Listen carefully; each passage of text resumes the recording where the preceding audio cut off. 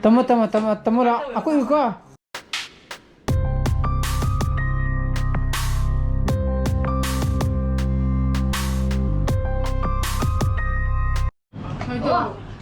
kayo saro good morning guys, welcome back to my channel. मैं मुंगाई भी नहीं करली आहान बता आई 30 के सब्सक्राइबर योगी तो मतलब मैं thank you हाइजरी अदोंगी सपोर्ट ना 30 के योबंग अमीने को थेंक यू थेंक ना तब सु तब ना अदुगा सिगे मरक सिदा आई नुपी नाबा कांदा मयामना डॉक्टर मधु ताना बियु मधु फबनी अदेगी सीसी साबियु खोपियु आईदी सखाव सकापा फबनी खोपने लोमक हाइबी रखप मयाम दो मधु दमकता आई thank you हाइजरी को याम नुंगाय बजु फोंदु हाइदी याम नुजु नुंगाय फावे मदाना ताकपीर को मयाम दो कइनो आई ngan disbokap cubube disbokap mana disbokap cubu begini kira-kira cupang gani ye aduga haji doshali jina ngaragi yemu bagi report to madu ko baga vitamin chatlaga ko baga chatlaga report to doctor romeo ga mu discuss to ko ko adugini result budi khange dana ko aduna ngasi la on hara ko saro peanut ne anti peanut nati kesunat nang nong si sarong si so ram saroi ram saroi ba baba ne pia kuning da pahen ba na madi yam chile chu ma du ma cha ga ne ba ma zon da de hong ba ne em jung chen da kanam trawa de na ko shi da din pike ma sa da chani cham tai na ro so je ba na bye bye tiêu nhau đây có ship nhau đây có ship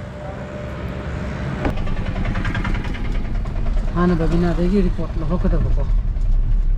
udana koi ba maina sangan gre kaina aina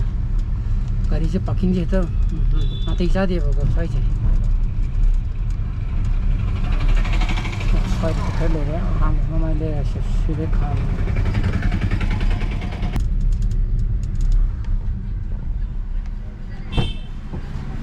sura ba sura ko ani ma mari keno katen marang ini pura baba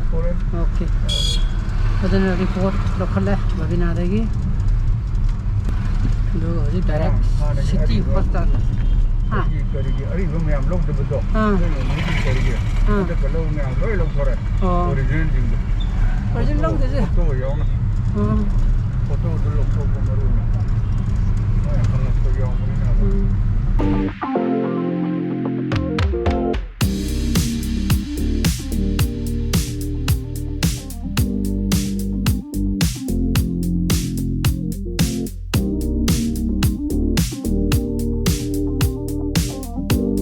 madi phani da eta leitani leitagana ina sangaga aina leitagana aina sangaga lehauta le ari kom dinam chambiro mama to ko tawro ya ai to ko yang gitu sangage bai parking eta wai ba ko hostan go ere men la laude di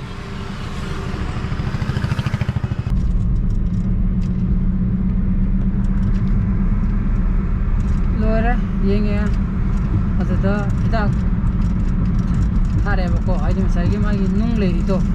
modu chakolakta na ba modu ma thare aidi operation tok dibo plan tok dibo dum continue to wona bako modu gi dak to ba ro to ngara chakau ge maga thare koin hana sare bi dak to modu ro shalaga chike to magi to continue to wona haire bako adana operation ni tok di ya to ni na masa phagla kanda Athubida plan ta tawrani nungdul loksong na aduna phare ne gode masa da tik hola kanda ko to home adi surgery mata tana duni na surgeon guma surgeon ani sum kan bada kanano do khaga sum koi dum thi organize to boge ha decision na payego ya madu to ju kem kai di khara koi di khara well experience long run kone contain torga private hospital amara samje lag ngasi to operation to ni to bo dum du di to boge to bi wani ꯌꯥꯏ ꯑꯗꯨꯝ ꯍꯥꯏꯗꯤ ꯄ꯭ꯂꯥꯟꯗꯤ ꯑꯗꯨꯝ ꯇꯧꯕ ꯌꯥꯔꯦꯅꯀꯣ ꯇꯧꯕ ꯌꯥꯔꯦ ꯐꯔꯦ ꯑꯗꯨꯅꯀꯣ ꯇꯧꯗꯕꯗꯤ ꯌꯥꯗꯕꯅꯤꯅ ꯂꯧꯊꯣꯛꯇꯕꯗꯤ ꯌꯥꯗꯕꯅꯤꯅ ꯁꯤꯃꯥꯡꯗꯣ ꯐꯖꯔꯤ ꯌꯦꯡꯉꯨ ꯃꯨꯈꯤ ꯃꯥꯜꯂꯦ ꯌꯦꯡꯉꯨ ꯀꯃꯥꯏꯅꯕꯨ ꯇꯧꯔꯤꯅꯣꯕ ꯀꯌꯥꯝ ꯀꯟꯅ ꯅꯞꯄꯤꯅꯣꯕ ꯍꯥ ꯆꯥꯛ ꯇꯣꯛꯄꯁꯤꯗꯤ ꯒꯨꯂꯤ ꯆꯥꯕ ꯌꯥꯔꯦ ꯒꯨꯂꯤ ꯊꯥꯔꯛꯄꯗꯣ ꯃꯣꯏꯅ ꯑꯗꯨꯝ ꯆꯥꯛ ꯇꯣꯛꯑꯦ ꯉꯔꯥꯡꯒꯤ ꯌꯦꯟ ꯊꯣꯡꯕꯒ ꯆꯥꯔꯦ ꯑꯩꯈꯣꯏꯗꯤ ꯀꯣꯀ꯭ꯔꯦꯝ ꯊꯣꯛꯄꯤꯀꯣ ꯆꯥꯒꯗ꯭ꯔꯣ ꯆꯤꯞꯁ ꯅꯪ ꯉꯁꯤ ꯁꯟꯗꯦ ꯇꯨꯏꯁꯟ ꯆꯠꯀꯦꯅ ꯆꯠꯄ꯭ꯔꯣ ꯅꯪ ꯍꯥ ꯆꯠꯄ꯭ꯔꯕ ꯇꯨꯏꯁꯟ ꯍꯥ ꯑꯗꯨ ꯈꯨꯝꯃꯛꯑꯣ ꯀꯩꯒꯤ ꯋꯥꯏ ꯃꯣꯔꯅꯤꯡꯗ ꯂꯥꯛꯑꯣ ꯍꯥꯏꯗꯦ ꯍꯥꯏꯔꯛꯄ꯭ꯔꯣ ꯁꯟꯗꯦ ꯁꯨꯇꯤ ꯊꯥꯕ꯭ꯔꯕ ꯊꯥꯏꯌꯦ ꯑꯗꯣ ꯍꯧꯖꯤꯛ ꯄꯨꯡ 12 ꯇꯥꯗꯣꯔꯦ ꯑꯩꯁꯦ ꯀꯦꯃꯦꯔꯥꯒꯤ ꯀꯂꯔ ꯀꯔꯦꯛꯁꯟꯁꯨ ꯈꯔ ꯍꯩꯇ꯭ꯔꯤꯕꯀꯣ ꯑꯁ ꯊꯒꯦꯛ ꯂꯩꯔꯦ ꯀꯣꯛ ꯊꯧꯕ꯭ꯔꯥꯕꯣ ꯃꯥꯅꯦ ꯀꯣꯛ ꯊꯧꯕꯒꯤꯅꯦ ꯃꯥꯅꯦ ꯑꯗꯣ ꯅꯣꯡꯁꯨ ꯆꯨꯔꯛꯀꯗ꯭ꯔꯅ ꯈꯜꯂꯨꯕꯅꯦ ꯅꯣꯡ ꯈꯔ ꯈꯤꯑꯝꯃꯒ ꯇꯣꯛꯈ꯭ꯔꯦ ꯅꯣꯡ ꯆꯨꯔꯛꯑꯒꯗꯤ ꯀꯩꯅꯣ ꯇꯧꯔꯅꯤꯅ ꯍꯥꯏꯗꯤ ꯂꯩꯒꯤ ꯏꯁꯤꯡꯁꯨ ꯂꯩꯔꯅꯤꯅ ꯈꯜꯂꯨꯕꯅꯦ ꯑꯗꯣ ꯙꯞ ꯇꯧꯔꯝꯃꯒ ꯇꯣꯛꯈ꯭ꯔꯦ ꯂꯩꯁꯨ ꯅꯣꯡꯁꯨ ꯍꯥꯏꯗꯤ ꯄꯨꯡ 5 ꯇꯥꯁꯜꯂꯛꯑꯦ ꯑꯩ ꯅꯨꯄꯤ ꯃꯁꯥ ꯈꯤꯇꯪ ꯅꯨꯡꯉꯥꯏꯕꯒ ꯀꯣ ꯂꯩ ꯅꯨꯡ ꯃꯊꯛꯇ ꯇꯧ ꯂꯩꯔꯝꯃꯦ ꯁꯤ ꯕꯣꯒꯦꯟꯚꯤꯂꯤꯌꯥ ꯃꯌꯥꯝꯁꯦ ꯀꯩꯗꯧꯒꯦ ꯍꯥꯏꯅꯣ ꯀꯛꯑꯒ ꯍꯥꯔ ꯍꯥꯞꯄꯅꯤ ꯑꯩꯅ ꯇꯧꯔꯨꯅꯨ ꯃꯁꯥ ꯈꯛ ꯀꯪꯈꯠꯂꯤꯗꯣ ꯌꯣꯛꯑꯕꯣ ꯏꯅꯔꯖꯤ ꯌꯣꯛꯑꯕꯣ ꯌꯥꯗꯦꯕꯀꯣ ꯑꯗꯣ ꯉꯁꯥꯏ ꯅꯣꯡ ꯈꯔ ꯆꯨꯈꯤꯕꯗꯨꯅ ꯈꯨꯗꯦꯡ 2ꯒꯨꯝꯕꯗꯤ ꯏꯁꯤꯡ ꯌꯣꯛꯄ ꯉꯝꯍꯧꯋꯦ ꯃꯗꯨꯅ ꯏꯁꯤꯡꯕꯨꯗꯤ ꯆꯥꯏꯊꯣꯛꯑꯦ ꯑꯗꯨꯁꯨ ꯁꯤꯒꯤ ꯖꯤꯡꯒꯒꯤꯀꯣ ꯃꯨꯁꯤꯟ ꯃꯨꯒꯩꯕꯀꯣ ꯃꯨꯖꯔꯒꯁꯨ ꯐꯠꯇ꯭ꯔꯒꯁꯨ ꯂꯩꯒꯤꯗꯤ ꯌꯥꯕꯅꯤꯅ ꯏꯁꯤꯡ ꯆꯥꯏꯊꯣꯛꯄꯤꯔꯦ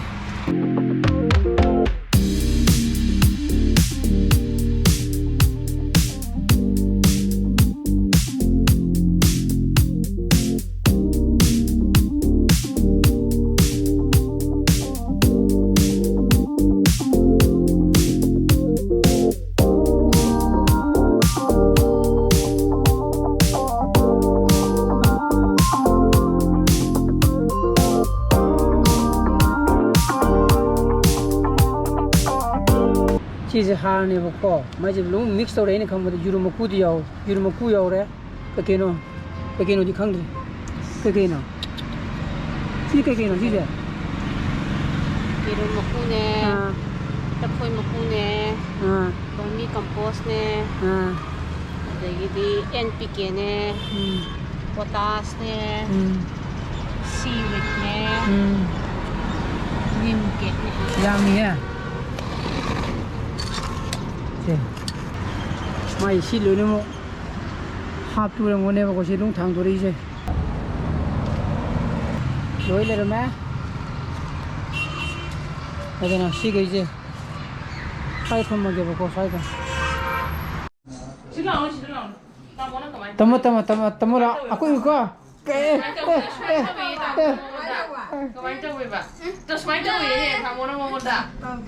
kamai tiba tau gide ko bobok su lewi ko nang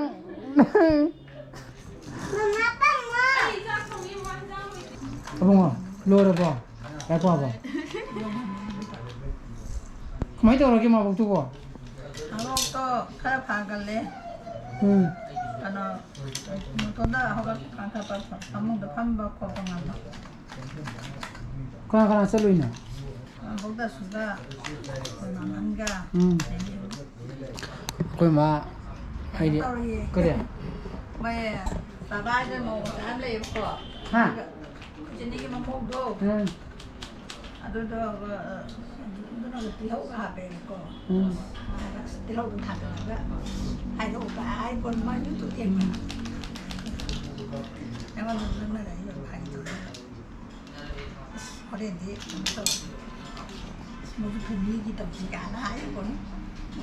Hojik pung apan tasangre. Ngasagi mamangi putis to mutu mutungda. Aini pisu majo sakau